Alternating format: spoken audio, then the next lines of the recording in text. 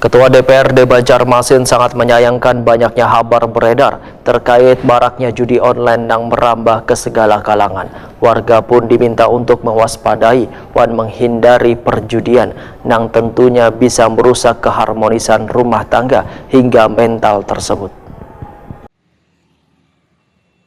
Ketua DPRD Banjarmasin Hari Wijaya sangat menyayangkan banyaknya kabar beredar terkait maraknya judi online yang merambah ke segala kalangan. Warga pun diminta untuk mewaspadai dan menghindari perjudian yang tentunya bisa merusak keharmonisan rumah tangga hingga mental tersebut.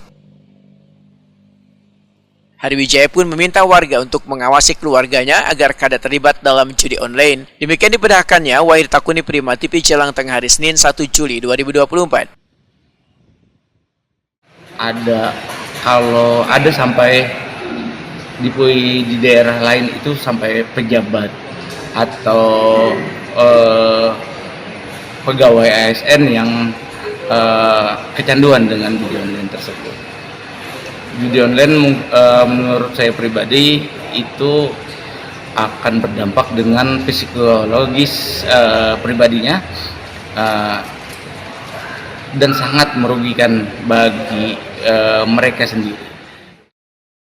Politisi Partai Amanat Nasional ini berharap pemerintah pusat benar-benar ingin membasmi peredaran judi online, salah satunya menghapus segala aplikasi yang diduga melakukan judi online.